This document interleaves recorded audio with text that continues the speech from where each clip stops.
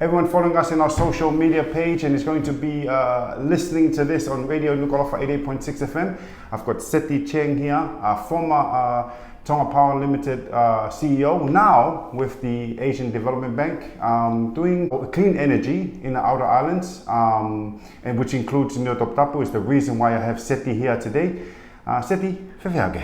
Sabi, Lala. It's again pleasure to be finally on this program, and I can certainly tick it off the bucket list, brother. Yeah. Seti, before we get into the amazing work that you and your team has done in Niuatoputapu, I know you've just arrived not long ago from Niuatoputapu. Whewhiake Niuatoputapu. How is Niuatoputapu?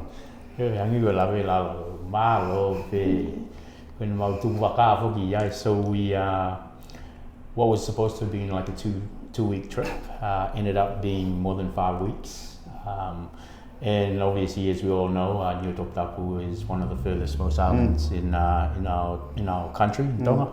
So shipping and plane logistics is always going to be a challenge. But it's great to be back here. But at the same time, it's even better knowing that we've left Niuatoputapu, knowing that the electricity is on there and the power is finally on 24 hours. So before, and again, His Majesty was the guest of honor and officially commissioned the power station and also the distribution network in Niuatoputapu at the end of July, at the same time with the agricultural show. So it was a double portion of blessings, I would say, for Niuatoputapu, not only with the King gracing them with his presence for the agricultural show, but also we being able to commission the solar power station there and also the distribution grid. So before that, Lala, there was only basically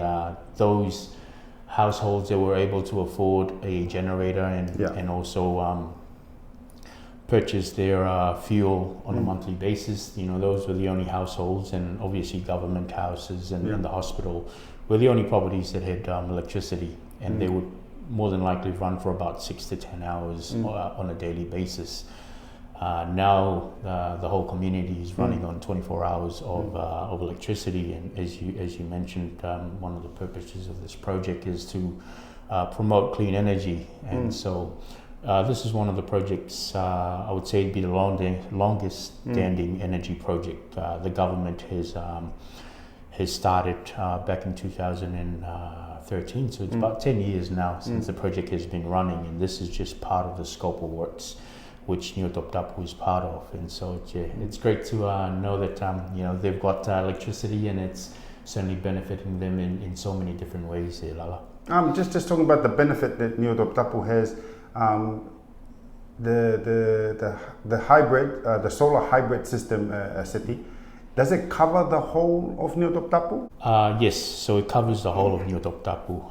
Part of the original scope was to supply enough electricity for the 3 villages. And then with project savings and through work through MADEC, we've been able to extend that project to include the airport and also the MEF as well, the agriculture office and stations. So effectively now there's over 280 households in Niuatoputapu that have got access to electricity, and with the hybrid system, it's a combination of solar, battery, and also a standby generator. Obviously, with our push for renewables, there is always the support for clean energy, which is the solar, and the battery is there for us to basically run the power during the evening when the sun goes down. But because of its remoteness, one of the strategic objectives that we wanted to make sure is that and obviously the sun never shines every day, and there'll be certain periods of the months and days where it'll just be continuously raining and with bad weather. And so with that in mind, that means that there won't be no supply from the solar, not just for the villages, but also to charge the batteries for the evening. And that's the reason why it's a hybrid system. We've got the generator as well in place.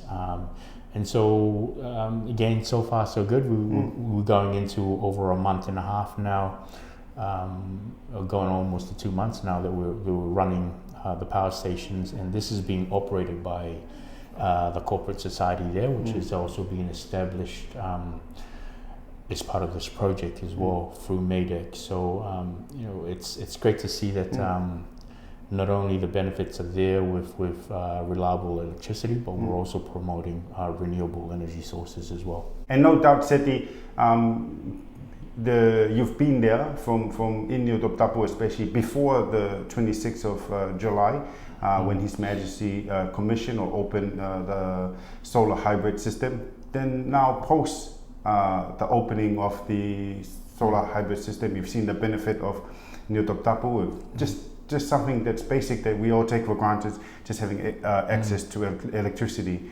I know the initiative for this project, Seti, was from the Asian Development Bank. Is there anyone else that it's worth mentioning to say thank you to? No, thanks, Lala. And again, it's certainly a combination of several development partners and stakeholders. So again, just taking this opportunity to say thank you to the Asian Development Bank, the Government of Australia, the European Union.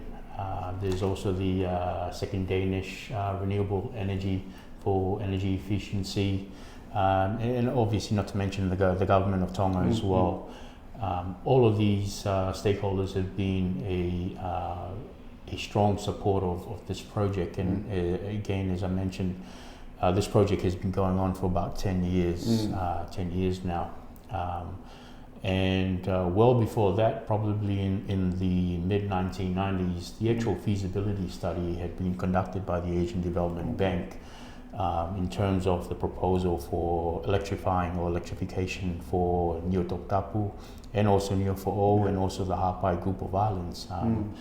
And as we're all aware of, anyways, Lala, is, you know, our government and also Tonga just doesn't have the funds there to develop all of these remote islands. And so back in early 2000s, the government of Australia actually stepped in and supported this initiative, and they built the power stations on four of the islands in Hapai, which is Nomuka, Ha'awhewa, Uiha, and Kauwai-Ha'ano. So those are also part of this project scope as well. And what we've incorporated into those existing power stations is the solar and battery, and also rehabilitating the network and also replacing the generators. So, you know, the same with them. What they used to have was about 6 hours of electricity from around 6 to 12 every evening. Whereas now they are running on 24 hours or up to 18 hours depending on the weather situation. And again, Niuatoputapu is totally brand new, and that was also an additional part to the scope of work. So it has been 10 years of a lot of hard work, and on top of that, project savings as well, that we've been able to add on more and more to the scope of works, Lala. So again, it's just a real blessing, I guess, for us, particularly for those islands that have not had access to electricity. For example, Niuatoputapu. Part of the scope as well was Niuatoputapu, so we did install solar home systems at Niuatoputapu back in 2018. About 167 of it, and we've also installed a solar and battery for the health facility there.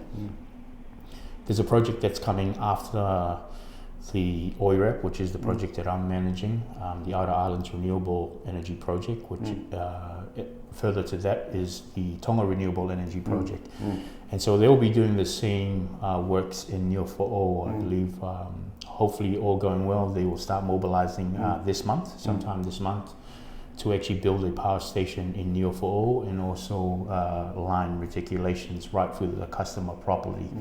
So certainly a lot of works, but honoured to have been part of the OIREP project. I came into the project in 2021, and the goal is to complete every works by the end of this year, December. So Again, from my previous career in Tonga Power Limited, we had part of that scope under OIREP as well. So whilst a lot of the works that I've been involved in has been the on-grid side of it, which is you know, the assets that Tonga Power Limited operates, owns and maintain.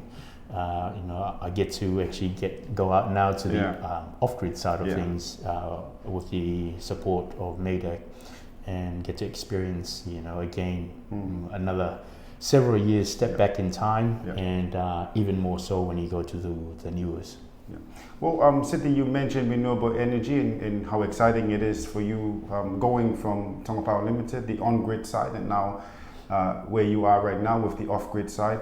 Government has established in 2021, Seti, and with the Tonga Energy Roadmap, and what they established in 2021, Seti, I know you know this, is for Tonga to be 70% renewable energy by 2025, which is basically around the corner, and 100% renewable energy by 2035. Again, both these two dates, Seti, around the corner.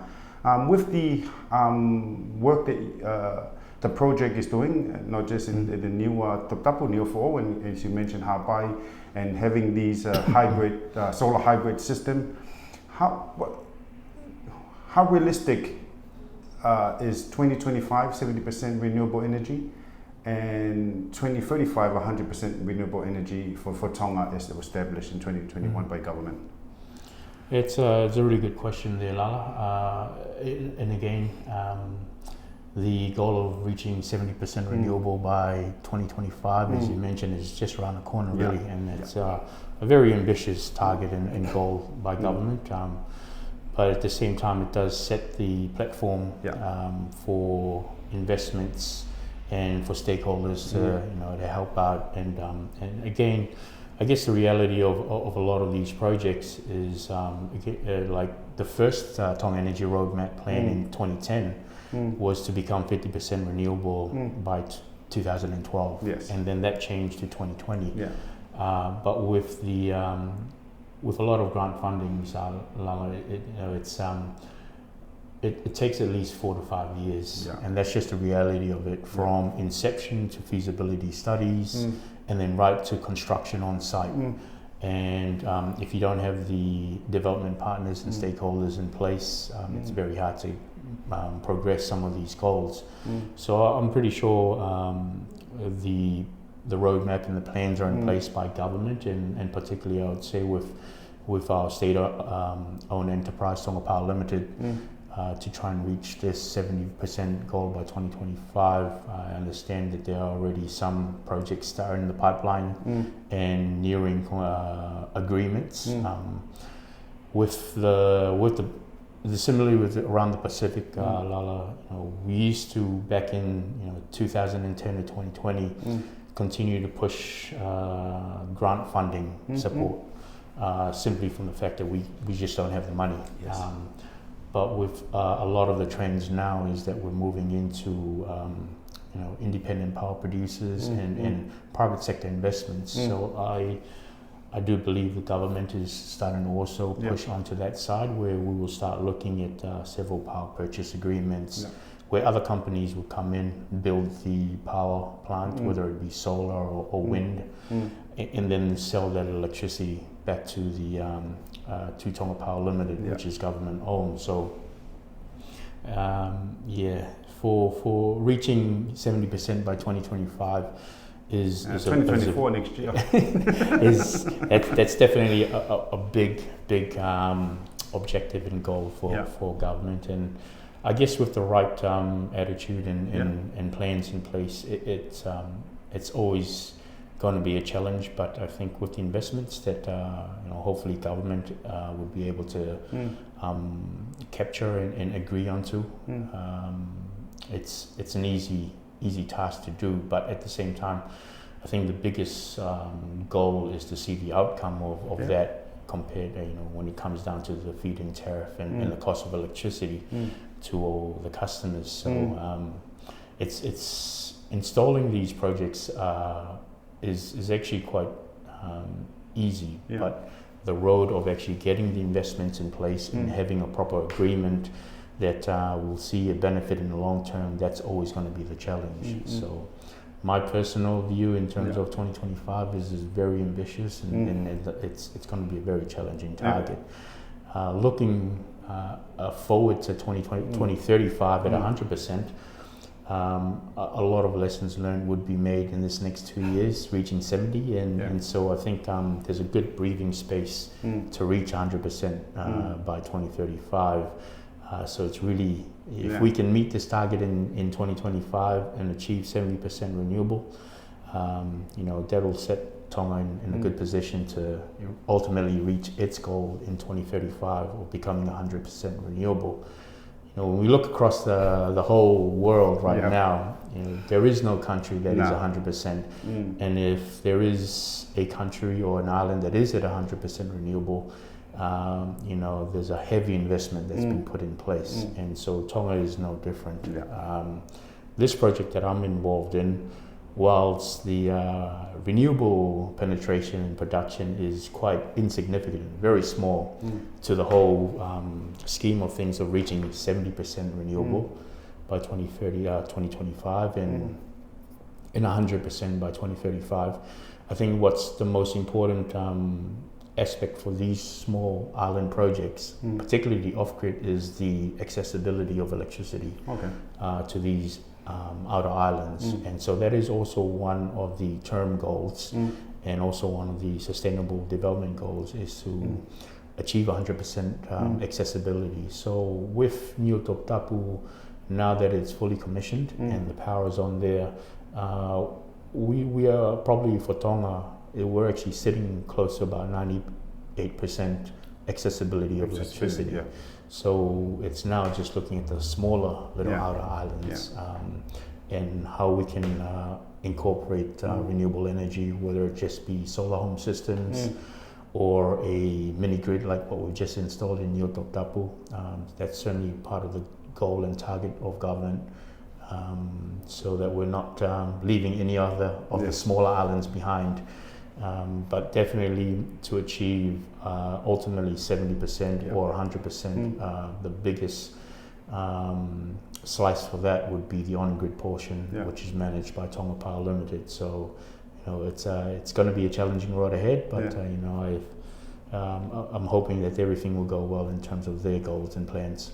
Seti, right now with a lot of people, and it's been mentioned a couple of times, not just in Parliament, but in most of the media, with the power bill that people are finding it getting higher and higher, and people are finding it hard to pay their power bill. You've just mentioned the investment involved in getting us to 70% renewable energy or even 100% renewable energy. The large investment that was involved to getting these systems running or making it, would that affect our power bill? Would that still affect the power bill? Because right now people are thinking that the renewable energy lower the power bill. Is it the case, or is it renewable energy with the amount of big investment and the power bill kind of stays the same? Yeah, no, I think you pretty much hit it on the head there on the very last thought or option there, where it's a lot of the times we look at renewable energy and think of solar energy, for example, being free, but the cost of the installation, the cost of the actual equipment in itself is, while it is starting to become a little bit more cheaper, it does almost balance out, some of the challenges that we're facing right now. I mean, I certainly fully support moving towards renewable energy and moving away from our high dependence on fuel, because that is one of the biggest factors that we have in the power bills right now, is that fluctuation on the oil prices will always have a direct impact on our tariff. And so I guess to answer your question in terms of whether or not big investments will also affect our tariff, yes, it definitely will affect our tariff. The components in terms of making sure that our grid is strong enough to take on these additional renewable energy means that we need to invest even further on our electricity grid. We don't have the luxury of having just one big site where we can build a huge solar plant there, and then on top of that, you're going to need to make sure that you've got grid stability, which is when the batteries are starting to come in. So the studies that we've already had over the last 5-6 years basically already indicated that we, for example, Tonga Power, we're already at the limit in terms of how much renewable we can actually put onto the grid without starting to think of strengthening our network, having battery energy storage. So the Tonga Energy Roadmap, the Tonga Renewable Energy Project, which is the next project after OIRAP, has the 2 battery energy storage, one which were commissioned this year, one at the Popua Power Station and another one at the Matatoa TPL site. So these 2, the purpose of these were basically for grid stability, and also we can start using some of the excess renewable energy that is produced during the day, charge up the batteries, and then we can use the batteries to provide the power, which means we can turn off some of the generators. So I think a lot of the times we just look at the renewable projects of the solar farms, the wind farms, and we forget that it needs to also go together with your distribution network, making sure that that's being upgraded and strengthened as well, so that if anything happens on those sites, we don't get blackouts. Unfortunately, these are some of the cases that we're finding right now. Is there's still not yet that balance between your renewable sites and making sure your grid is stable enough for it. And it's not going to get any easier if we're moving towards 70% or 100%. And that's the same case with any other country. You can take Australia for an example. They've got a lot of renewable sites in Western Australia, but they cannot use their grid because it's way too small. So the government of Australia have actually poured in trillions of dollars to upgrade their national grid. And when we put Tonga next to Australia, we're quite significant, but the understanding and what needs to be done is basically the same.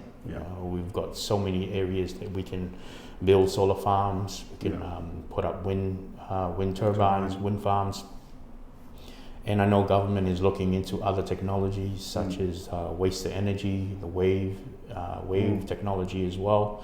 All of this certainly is great opportunity for us to achieve our renewable goals, but at the same time, it's just finding that balance of making sure that we also strengthen our network so that we don't have, we don't go back to the old times where power was unreliable. But ultimately, at the end of the day, it's the tariff is what we will always talk about, and it's the same with every other Pacific island.